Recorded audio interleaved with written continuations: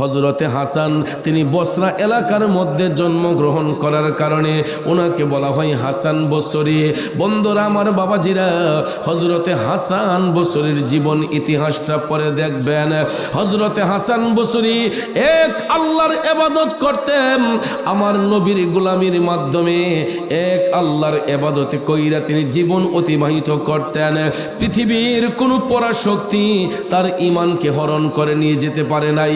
পৃথিবীর কোনো পরাশক্তি হযরতে হাসান বসরির ঈমানকে নষ্ট করতে পারে নাই।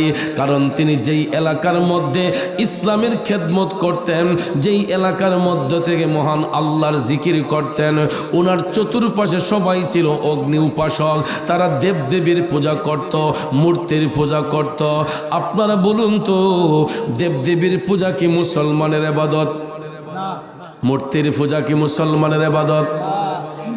শিমরাইলের বাবাজিরা দেবদেবীর পূজা করত, অগ্নি উপাসকরা। হযরতে হাসান বসরি তাদের ভিড়ে এক আল্লাহর ইবাদত করতেন, এক আল্লাহর সন্তুষ্টির জন্য তিনি আল্লাহ আল্লাহ জিকির বলে অতিবাহিত করতেন সময়টা। কিন্তু ওনার এলাকার মধ্যে একজন অগ্নি উপাসক ছিল, তার নাম ছিল সমন। জোরে কোন নাম কি? এই সমন আগুনের পূজা করত। আগুনের পূজা করতে যাইয়া একদিন দেখা যায় এই আগুনের কালো ধোঁয়ায় সমনের মুখটা জ্বলসে গেছে, পুড়ে ছাই হয়ে গেছে। হঠাৎ করে একদিন সমন যখন রোগাক্রান্ত হইল, সমন যখন অসুস্থ হয়ে গেল, হযরতে হাসান বসরি খবর পাইলেন সমনের শরীরটা ভালো না, সে অসুস্থ। তখন তিনি প্রিপারেশন নিলেন, সে তো যদিও বিধর্মী হয়, অগ্নি উপাসক হয়, সে তো আমার প্রতিবেশী, প্রতিবেশীর হক রক্ষার জন্য তিনি ভাবলেন যে সমনকে একটু দেখে আসতে হবে। আল্লাহু আকবার। ভাইয়ের আমার, আমাদের এই শিমরাইলে মনে করেন হিন্দু আছে, মুসলমানও আছে, আছে না? আপনাদের গ্রামে হিন্দু আসেনি? ওরা আমাদের বন্ধু না শত্রু? শত্রু বলে, আমাদের বন্ধু, প্রতিবেশী। কথা কোন ঠিক কিনা? এরা আমাদের শত্রু নয়, আমাদের বন্ধুই, আমাদের প্রতিবেশী, যদিও তার ধর্মটা আলাদা। ধর্মটা কি আলাদা। আমার রাসূল বিদায় হজের ভাষণে স্পষ্ট করে বলেছেন, উম্মত তোমরা কারো ধর্মের প্রতি আঘাত করবা না, যার যার ধর্ম তার তারকে পালন করতে দাও। কারণ সব ধর্মের লোকেরা এক আল্লাহ বিশ্বাসী, ঠিক কিনা কম? হিন্দুরা যদিও 33 কোটি দেবতার পূজা করে, ওই হিন্দুরা কিন্তু এক আল্লাহ মানে। বৌদ্ধরা যদিও যীশু খ্রিস্টের পূজা করে, এক আল্লাহ বিশ্বাস করে। খ্রিস্টানরা যদিও এরা যীশু খ্রিস্টের পূজা করে, এরা কিন্তু এক যীশু বিশ্বাস করে। আল্লাহ মানতে গিয়ে কারো কোনো অবহেলা নাই, ত্রুটি নাই, সবাই সৃষ্টিকর্তা একজন বিশ্বাস করে। কিন্তু ধর্মের বিভাজন হওয়ার কারণে কেউ হিন্দু, কেউ বৌদ্ধ, কেউ খ্রিস্টান, কেউ ইহুদি, কেউ নাসারা, এক একজনে এক এক ধর্ম পালন করে। যেই কারণে আমার নবী বিদায় হজের ভাষণে বলেছেন, তোমরা কারো ধর্মের প্রতি আঘাত করবা না, যার যার ধর্ম তার তারকে পালন করতে দিবা। কিন্তু তোমার শালীনতা দিয়া, তোমার আচরণ দিয়া, তোমার ব্যবহার দিয়া যদি কোনো বেদিনকে দিনে আনতে পারো, তাইলে তুমি জান্নাতি পুরুষ। সুবহানাল্লাহ কোন। আমাদের আচরণ দিয়া, আমাদের ব্যবহার দিয়া, আমাদের ভালোবাসা দিয়া, কোরআন সুন্নাহর আলোকে কোনো বেদিন যদি স্বেচ্ছায় দিন ইসলামে প্রবেশ করে, রসুল বলছেন তোমরা তাকে ওয়েলকাম জানাও, স্বাগত জানাও। এটা তোমার জন্য জান্নাতের রাস্তা পরিষ্কার করবে, যদি কোনো বিধর্মীকে সত্য দিনে আকৃষ্ট করতে পারো। কথা কোন ঠিক কিনা? এই জন্য ভাইয়েরা আমার, বন্ধুরা আমার, হিন্দু ভাইরা আমাদের শত্রু নয়, এরা আমাদের প্রতিবেশী বন্ধু। অনেক সময় দেখবেন ইসরায়েলের বাজারে হিন্দু ভাইদেরও ব্যবসা আছে, মুসলমানদেরও ব্যবসা প্রতিষ্ঠান আছে না নাই? কোনো সময় দেখা যায় আমরা হিন্দু ভাইদের দোকান থেকে আমাদের পকেটের টাকা দিয়া কেনা মাল ক্রয় করি, পণ্য ক্রয় করি। অনেক সময় মুসলমানদের দোকান থেকেও হিন্দু ভাইরা পণ্য ক্রয় করেন। আসলে এরকম, এটাকে বলা হয় সম্প্রীতি। এটাকে কি বলা হয়? এটারে বলা হয় সম্প্রীতি। একটা এলাকার মধ্যে বসবাস করার কারণে আমরা সম্প্রীতির মাধ্যমে চলাফেরা করি, কিন্তু ধর্ম যার যার, কেউ হিন্দু, কেউ বৌদ্ধ, কেউ খ্রিস্টান। কিন্তু ভাইয়েরা আমার, বন্ধুরা আমার, ইমান নষ্ট করা যাবে না, ইমান বিক্রি করা যাবে না।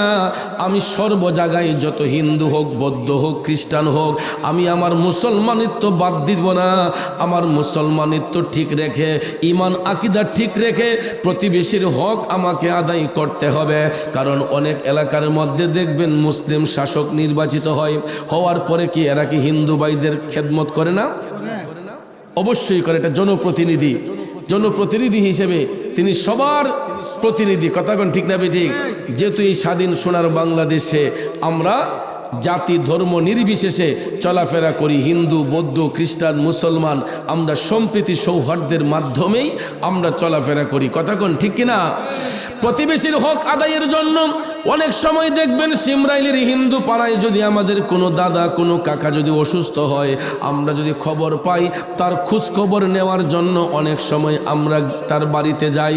আমরাও যখন অসুস্থ হই, অনেক সময় দেখবেন হিন্দু দাদারা কাকারা আমাদের বাড়িতে আইসা আমাদের শারীরিক সুস্থতার খবরাখবর নেই। কথা বলেন ঠিক কিনা? বন্ধুরা আমার, বাবাজিরা, হযরতে হাসান বসরি তিনি যখন জানতে পারলেন ওনার এলাকায় অগ্নি উপাসক সমুন অসুস্থ, রোগাক্রান্ত, তখন তিনি ভাবলেন এক উসিলায় সমুনকে দেখে আসব, আর দ্বিতীয়বার তার কাছে কালেমার দাওয়াত পৌঁছে দিয়ে আসব। দেখেন অলিদের কাজটা কি হয়। অলিরা কিন্তু খালি খাওয়ার জন্য পিরালি করে না, পেট ভরার জন্য পিরালি করে না। অলিদের দায়িত্বটা কি, কাজ কি, এটা একটু বোঝার চেষ্টা করেন। খারাপ লাগতেছে আপনাদের? গভীর মনোযোগ ভাইয়েরা আমার, একটু আগাইয়া বসেন। আল্লাহুম্মা সাল্লি আলা সাইয়্যিদিনা মুহাম্মাদ নাবিয়ানা। বাজান একটু আগে যান গা। মাওলানা মুহাম্মাদ আল্লাহুম্মা সাল্লি আলা সাইয়্যিদিনা মুহাম্মাদ নাবিয়ানা। আগে যান গা। মাওলানা মুহাম্মাদ দয়াল নবীজির ভালোবাসায় আল্লাহর দিদার পাওয়া যায়। আমার দয়াল নবীজির ভালোবাসায় আল্লাহর ওলি হওয়া যায়। আল্লাহুম্মা সাল্লি আলা সাইয়্যিদিনা মুহাম্মাদ নাবিয়ানা শাফিয়ানা মাওলানা মুহাম্মাদ নাবিয়ানা মাওলানা মুহাম্মদ। বাবাজিরা আমার, বন্ধুরা আমার, যেই কথাটা বলতে চেয়েছিলাম, হযরতে হাসান বসরি যখন জানতে পারলেন ওনার প্রতিবেশী অগ্নি উপাসক সমন অসুস্থ হয়ে গেছে, রোগাক্রান্ত হয়ে গেছে, তিনি প্রিপারেশন নিলেন সমনকে একটু দেখে আসব। সত্যি সত্যি সত্যি পরের দিন হযরতে হাসান বসরি তিনি হাইটা হাইটা রওনা হয়ে গেলেন সমনের বাড়ির দিকে। তার বাড়ির আঙ্গিনায় যাইয়া তিনি ডাক দিলেন, সমন কি বাড়িতে আছেন? ভিতর থেকে আওয়াজ আসলো, কে? তখন তিনি বললেন, আমি হাসান, তোমার খোঁজ নিতে এসেছি। কই ঠিক আছে ভাই, ভিতরে আসুন। হযরতে হাসান বসরি ঘরের ভিতর প্রবেশ করলেন। প্রবেশ করে দেখতেছেন এই অগ্নি উপাসক সমনের চেহারাটা আগুনের কালো ধোঁয়ায় কালো হয়ে গেছে, মলিন হয়ে গেছে। হযরতে হাসান বসরি তার শারীরিক খোঁজ খবর নিয়া শেষ বেলা যখন তিনি চলে আসবেন, এমন সময় বলতেছেন, ও হাসান। হাসান বসরি সমনকে ডাক দিয়ে বলতেছেন, ও সমন, আর কত আগুনের পূজা করবা? তুমি দেখতেছো নি অগ্নির পূজা করতে করতে তোমার চেহারাটা কালো হয়ে গেছে, আগুনের কালো ধোঁয়ায় তোমার চেহারাটা অন্ধকার হয়ে গেছে। আর কত আগুনের পূজা করবা? এখনো সময় আছে। ইত্তাকুল্লাহ, আল্লাহকে ভয় করো। তুমি কালেমা পড়ে মুসলমান হইয়া যাও। সুবহানাল্লাহ কন্যা। তিনি কালেমা পড়ে মুসলমান হওয়ার পরামর্শ দিলেন। আপনারা বলেন এখানে কোনো রাগারাগি আছে, মারামারি আছে? কিন্তু আমাদের দেশের মধ্যে কিছু কিছু ভাই আছে ইসলাম কায়েম করার জন্য এরা অনেক সময় মারপিটও করা শুরু করে, ঝগড়া শুরু করে। আছে না নাই? আমার নবীর আদর্শে কোনো ঝগড়া নাই। এই দেশের মধ্যে বেশিরভাগ মানুষ সুফিবাদে বিশ্বাসী, আহলে সুন্নাত ওয়াল জামাতের আকীদায় বিশ্বাসী।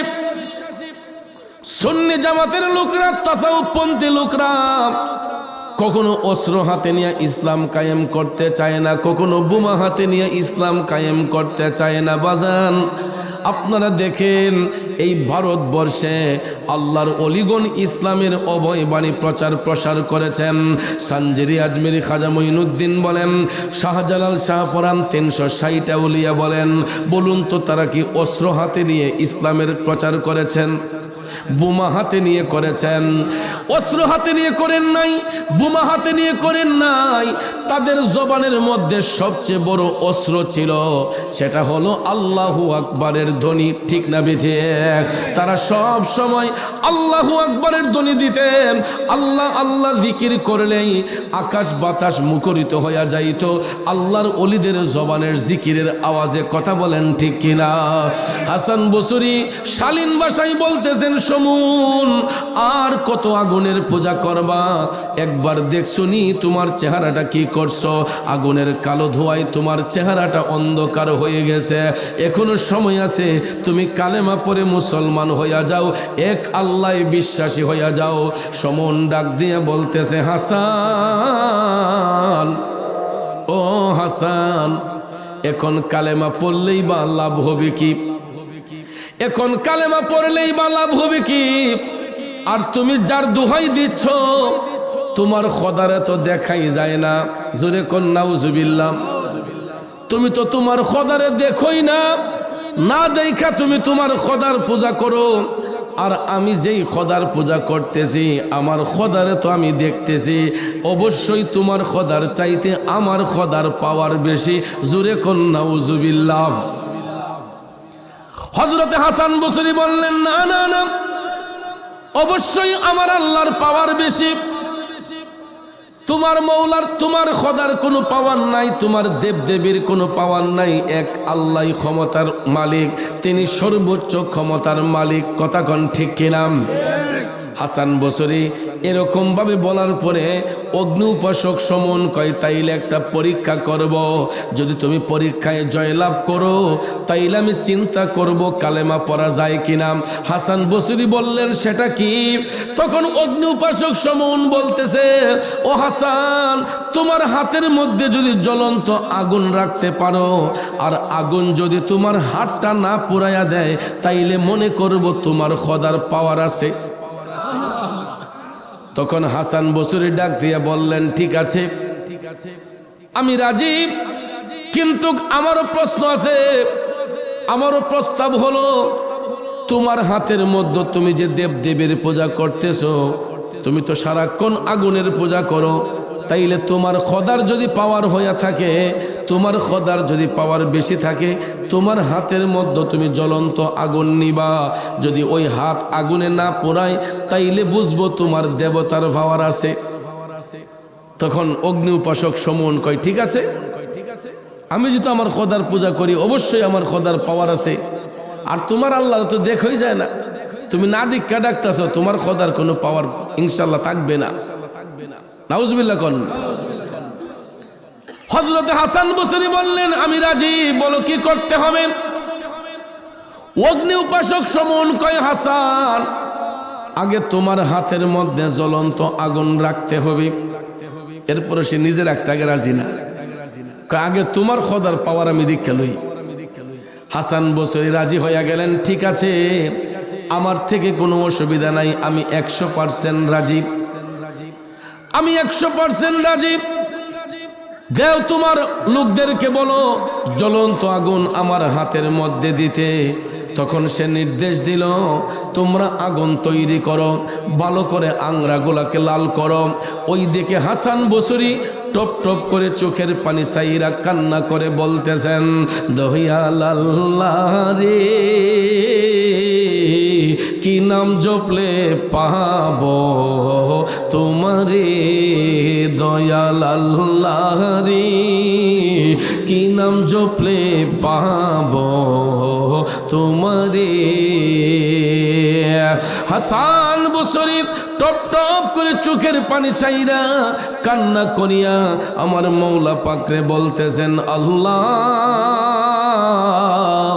ও মাবুদ গো, আমি তো তোমার একজন না খানদান বান্দা। আল্লাহ আমি তোমার জাত প্রচারের জন্য, আল্লাহ তোমার অস্তিত্ব রক্ষার জন্য আমি জ্বলন্ত আগুন হাতে রাখার প্রিপারেশন নিয়েছি। আল্লাহ তুমি যা করো, ওই হাত আগুনে পড়বে কি পড়বে না এটার ফায়সালাও তুমি করো। আল্লাহ তুমি চাইলে পুরাইতেও পারো, তুমি চাইলে নাও পুরাইতে পারো। কথা কোন ঠিক কিনা? উভয় অবস্থায় তিনি শুকরিয়া জ্ঞাপন করলেন কার? এটাই হলো মুমিনদের কথা। তুমি রাখো কি বা মাহারো এই দয়া কর, থাকিতে যেন তোমায় না ভুলিও, থাকিতে যেন তোমায় না ভুলি। তুমি রাখো কি বা মাহারো এই দয়া কর, থাকিতে যেন তোমায় না ভুলি। ঠিক কিনা বলেন বন্ধু? হযরতে হাসান বসরি ডাক দিয়া কয়, আল্লাহ তোমার অস্তিত্ব রক্ষার জন্য রে মাওলা আমি জ্বলন্ত আগুন হাতে রাখার প্রিপারেশন নিয়েছি। আল্লাহ এই জিহাদে যদি আমি হেরে যাই, এই ময়দানে যদি আমি হেরে যাই, তাইলে তোমার নাম নেওয়ার মতো কোনো লোক এখানে থাকবে না রে আল্লাহ। আর যদি তুমি তোমার গোলামরে কবুল করো, আল্লাহ এর দ্বারাতে বেদিন দিনের মধ্যে আকৃষ্ট করবে। ভাইয়ের আমার, আপনারা বলেন আল্লাহর ওলিদের ডাক আমার আল্লাহ শুনে কি শুনে না? যারা বুজুর্গ ব্যক্তি, যারা পরহেজগার ব্যক্তি, যারা নামাজি ব্যক্তি, এরা যখন আমার আল্লাহর ডাকে, ওই ডাকটা আমার আল্লাহ সহজে ফিরাইয়া দেয় না। ইমানদারদের হাতের উসিলায় অনেক সময় আল্লাহ পাপীদেরকে মাফ করে দেয়। সুবহানাল্লাহ কম। অগ্নি উপাসক সমূহ তাকাইয়া রইল। হাসান বসরি হাতটা বের করলেন, বলো তোমার লোকদেরকে আমার হাতে আগুন দিতে। আপনারা বলেন তো, জ্বলন্ত আগুন কারো হাতের মধ্যে দিলে পুড়তে কয় ঘন্টা লাগবে? সেকেন্ডের মধ্যেই পুড়ে যাবে, মিনিটও লাগবে না, আধা মিনিটও লাগবে না, 1-2 সেকেন্ডের মধ্যেই হাতটা জ্বলসে যাবে। কথা কোন ঠিক কিনা? কারণ বাজান, জ্বলন্ত আগুন হাতে রাখা বড় কঠিন। এটা রাখলেই দেখবেন হাতটা পড়ে যাওয়ার সম্ভাবনা থাকে। কিন্তু অগ্নি উপাসক সমূহের লোকেরা হযরতে হাসান বসরিকে বলল, তোমার হাতটাকে টান করে রাখো। হযরতে হাসান বসরি হাতটা যখন বাড়াইয়া রাখলেন, কারণ হাসান বসরি কার ইবাদত করেন? জোরে বলেন কার? এই বিশ্বাসে তিনি হাতটা যখন বাড়াইয়া দিলেন, ওনার হাতের মধ্যে জ্বলন্ত আগুনটা রাখা হয়েছে। বাজান সেকেন্ড একটা নয়, 2টা নয়, 3টা নয়, 4টা নয়, 5টা নয়, আধা মিনিট, 1 মিনিট, এইরকম ভাবে কয়েক মিনিট যখন পার হইয়া গেছে গো, হযরতে হাসান বসরি আগুনটা হাত থেকে রাইখা হাতের দিকে তাকাইয়া দেখেন আগুনের একটা ঠসাও পড়ে নাই। আরো জোরে জোরে কন্যা সুবহানাল্লাহ। ইমানের পথে অবিচল থেকে আমার মরণ যেন হয়, ইমানের পথে অবিচল থেকে আমার মরণ যেন হয়। এ বন্ধুরা আমার, বাবাজিরা, হযরতে হাসান বসরি তিনি নিজেও জানেন না আল্লাহ যে তারে কত ভালোবাসে। কারণ যেই ব্যক্তি মৌলার প্রেমে ফানা হইয়া যায়, আমার মৌলা তার হইয়া যায়, ঠিক কিনা কন? কিন্তু বাজান আমরা তো চাওয়ার মতো চাইতে জানি না, এই জন্য মালিকের কাছ থেকে কিছু পাই না। আমরা চাই রেডিমেড ফাইলিবে লেগে, কিন্তু কষ্ট ছাড়া কোনো সফলতা আসে না। কথা কোন ঠিক না ঠিক?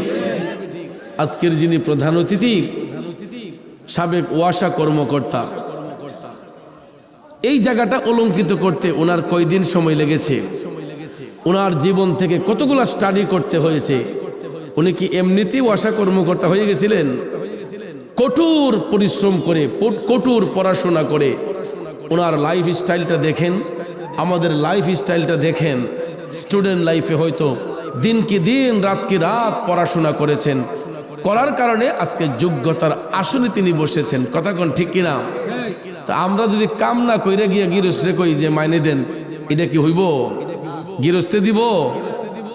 আমি এখনো চ্যালেঞ্জ করে বলতে পারবো, এশারের নামাজ যখন হয়েছে আমি লক্ষ্য করেছি কয়েকজন মানুষ এখানে জামাতের সহিত নামাজ পড়েছেন, কিন্তু এখন এখানে মুসল্লি প্রায় মাঠ ভরপুর। বলেন তো বাজান, আজকেও তো আমরা সবাই এশারের নামাজ অনেকেই পড়ি নাই, এখানে অনেকের এশারের নামাজ কাজা হয়েছে, ঠিক না বেঠিক? মাগরিবের নামাজ কাজা হয়েছে, আসর কাজা হয়েছে, জোহর কাজা হয়েছে, ফজর কাজা হয়েছে। একদিন নয়, 2 দিন নয়, দিনের পর দিন, রাতের পর রাত, মাসের পর মাস পার হইয়া যায়, আমরা ওয়াক্তের নামাজগুলা পড়তে চাই না। তাইলে বলুন কেমনে আল্লাহ আমাদেরকে দয়া করবে, মায়া করবে? এরপর আমার ভাইয়েরা, বান্দা যদি 99টা অপরাধ কইরাও একবার যখন আল্লাহরে আল্লাহ কইয়া ডাক মারে, এই 99টা ডাক আল্লাহ ক্ষমা কইরা দিয়া একটা ডাকের গুণে আল্লাহ বান্দার 99টা অপরাধকে ঢাইকা দেয়। জোরে কি আল্লাহু আকবার বলবেন না? আমি যত বড় ব্যক্তি হই, আপনার কাছে আমি একটা অন্যায় করলে আপনি আমার একবার ক্ষমা করবেন, 2 বার ক্ষমা করবেন, 3 বার ক্ষমা করবেন, 4 বারের বেলায় ধমক দিয়ে তাড়ায় দিবেন, 5 বারের বেলায় আমার জেল জরিমানা হবে, এরপরে আমার যাবজ্জীবন হবে, কোনো সময় ফাঁসির কাষ্ঠ ঝুলতে হয়, ঠিক না বেঠিক? কিন্তু আমার আল্লাহ কেমন আল্লাহ, যে আল্লাহর কুদরতি আদালতের আসামি আমরা। কত হাজার হাজার অন্যায় করি, হাজার হাজার অপরাধ করি। একটু চিন্তা করে দেখেন জীবন ইতিহাসটা, 24টা ঘন্টার ভিতরে আমি আপনি কয়টা ভালো কাজ করি, কয়টা মন্দ কাজ করি। বেশিরভাগ সময়টা হিসাব করলে দেখা যায় মন্দ কাজেই আমাদের সময়গুলা থাকে, ঠিক না বেঠে? কিন্তু ভাইয়ের আমার, এতগুলো অন্যায় করার পরে, অপরাধ করার পরেও বান্দা যখন একবার আমার আল্লাহরে আল্লাহ কইয়া ডাক মারে, আমার আল্লাহ বান্দার অতীতের সব গুনাহ ক্ষমা করে। আরো জোরে কোন সুবহানাল্লাহ। তিনি কখনো বান্দার উপর নারাজ হয় না, আল্লাহ বান্দারে ক্ষমা কইরা দেয়। হযরতে হাসান বসরি জ্বলন্ত আগুন হাতে রাখলেন, তিনি কয়েক মিনিট রাখার পরে আগুনটা যখন হাত থেকে নামানো হলো, দেখা যায় হাতের মধ্যে আগুনের একটা ঠসাও পড়ে নাই। বলুন আল্লাহর ওলিরে রক্ষা করছেন কে? জোরে বলেন কে? এবার সমনকে ডাক দিয়ে বলতেছেন, সমন, তুমি তো নিজের চোখে দেখলাম আমার আল্লাহ আমার হাত আগুন দিয়া পোড়ায় নাই, তার মানে আমার আল্লাহ সত্য। কয় না, তোমার হাত যেহেতু পোড়ায় নাই, তাইলে আমার খোদাও সত্য, আমার হাতও পুড়বে না। হাসান বসরি বললেন, তাইলে এবার তোমার ছেলেদেরকে বলো তোমার হাতে একটু আগুন দিতে। তখন ভাবছে যে যেহেতু হাসানের হাত পড়ে নাই, তাইলে এই আগুন তুই দিছে, তাহলে আমার হাতে রাখলে আমার খোদা তো আর আমার কাছে, আমার হাত পুরাইবে না। নাউজুবিল্লাহ কন। সে তো মনে করছে তার দেবতার সামনে যে দেবতায় তারে উদ্ধার করে লইব, একটু বেড়াগিরি দেখা, তকব্বর দেখা, দাও আমার হাতে আগুন। হাতটা যখন বাড়ালো, হাতটা যখন বাড়ালো, জ্বলন্ত আগুনের বিভীষিকা যখন তার হাতের মধ্যে স্পর্শ করা হলো, বন্ধু আগুনটা রাখতে দেরি হয়েছে, অগ্নি উপাসক সমনের হাতটা পুরাইতে দেরি করে নাই। আরো জোরে কন্যা আল্লাহু আকবার। রাখতে দেরি হয়েছে, আগুনে হাতটা পুরাইতে দেরি করে নাই। কেন করে নাই? সমন এক আল্লাহ বিশ্বাসী ছিল না। সে যদিও সৃষ্টিকর্তা মানত, কিন্তু দেবতার পূজা করত, দেবতার সে ক্ষুধা রূপে গ্রহণ করত, মনে করত সব পাওয়ার মনে হয় দেবতার মধ্যে। আপনারা বলেন এই দেবতার মধ্যে কোনো কারামত পাওয়ার আছে? কথা কোন আছে? বন্ধুরা আমার, বাবাজিরা, অগ্নি উপাসক সমন যখন হাতের মধ্যে আগুনটা রাখলো, রাখতে দেরি হয়েছে, তার হাতটাকে আগুনে পুরাইতে দেরি করে নাই, আগুনের জলসা ঠসা পড়ে গেছে। এবার হাসান বসরি বললেন, সমন এখন তো তোমার সাথে কমিটমেন্ট হলো, যদি আমার খোদা সত্য হয় তুমি কালেমা পইরা মুসলমান হইবা। এখন তোমার ইচ্ছা ভাই, তুমি বলো কালেমা পড়বা কি পড়বা না। এরপরে তিনি চাপাইতেছেন না, কারণ আমার রসুল বলেছেন জোর করো না, কাউকে ধর্মের প্রতি আকৃষ্ট করতে জোর করো না, সেজন্য স্বেচ্ছায় হয়। কিন্তু দাওয়াত দিবা, রসুল দাওয়াত দিয়েছেন। যখন নবীজি এই রসুল যখন দাওয়াত দিয়েছেন, তখন ভাইয়ার আমার অনেক বেদিনরা এটা গ্রহণ করেছে। ঠিক তদ্রূপভাবে আল্লাহর অলিগণও যখন সত্যের কাজে নিয়োজিত, তারা নবীর আদর্শে আদর্শিত হওয়ার জন্য, বাস্তবায়ন করার জন্য আল্লাহর অলিগণও কিন্তু পথহারা মানুষদেরকে সঠিক পথের দিশা দিচ্ছেন, একমাত্র তাকওয়া ইমানকে মজবুত করে। কথা কোন ঠিক কিনা?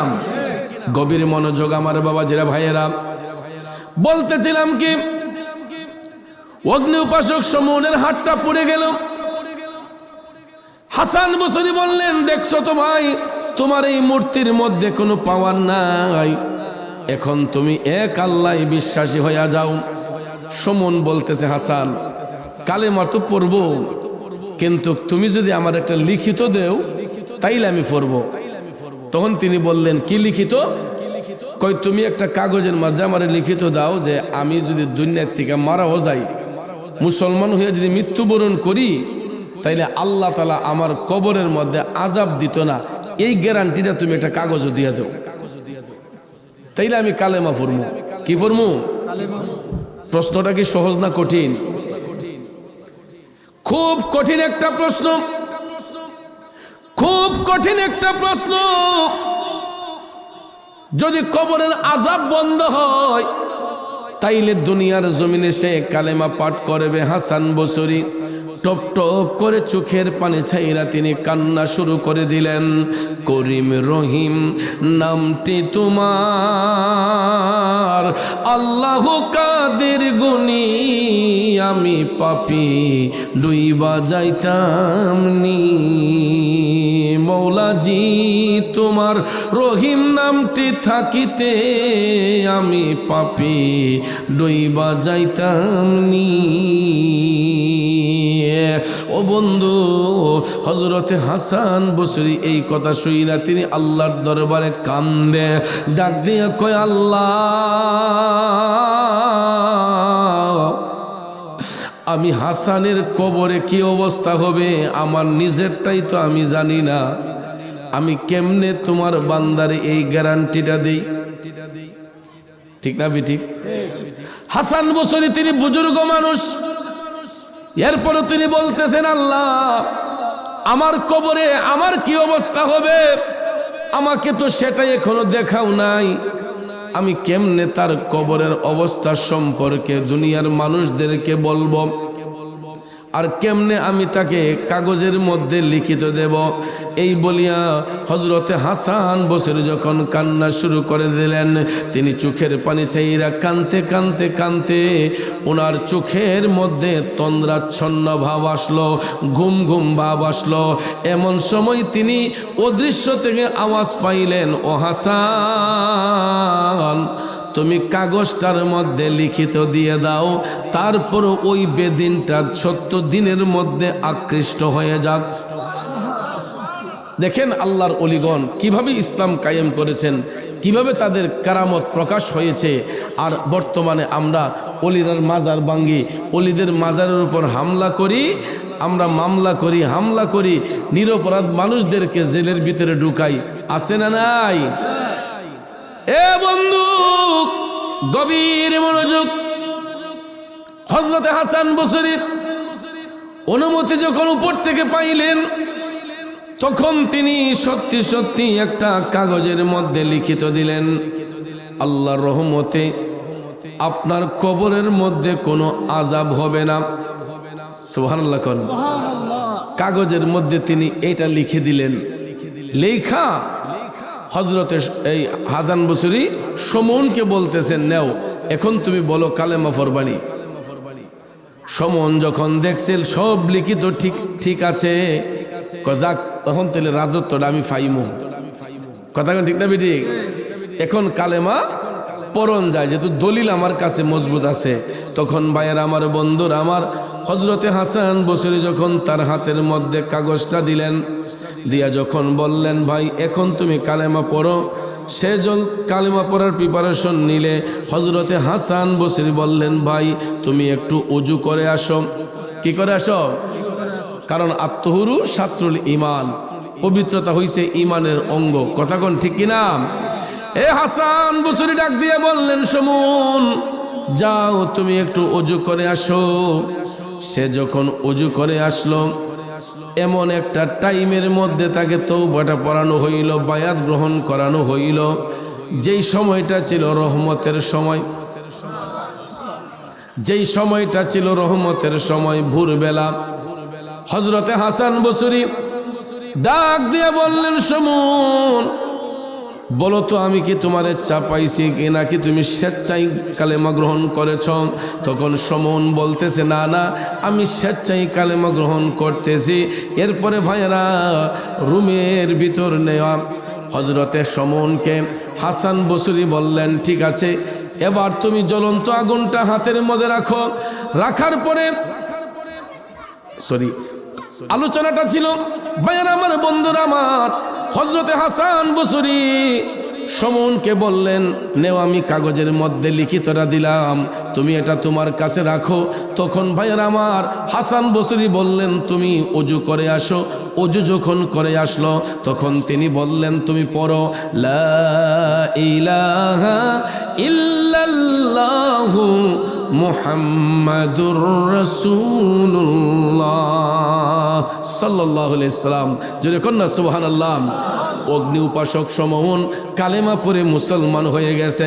আপনারা বলুন তার উপর কোনো টর্চারিং হয়েছে? মারপিট হয়েছে? এটা ইসলাম পছন্দ করে না, কারণ মারামারির নাম, কাটাকাটির নাম ইসলাম নয়। আল্লাহর ওলিগণ এই রকম অলৌকিক ক্ষমতা দিয়া, আল্লাহর দেওয়া ক্ষমতা বলে এলমে লাদুনির মাধ্যমে তারা কারামতি দেখাইয়া বেদিনদেরকে দিনের মধ্যে আকৃষ্ট করতেন। হযরতে হাসান বসরি কালেমা পড়ে যখন মুসলমান হইল, সে ওসিয়ত করল তার সদস্যদেরকে যে আমি যদি কোনো দিন মারা যাই, তোমরা কিন্তু আমার কবরের মধ্যে এই কাগজটা দিতে ভুইল না। তোমরা এই কাগজটা দিতে ভুইল না, এইটা আমার সম্বল। তোমরা যদি কোনো দিন মারা যাই, এই লিখিত কাগজটা আমার কবরের মধ্যে দিয়া দিবা। জোরে কন্যা সুবহানাল্লাহ।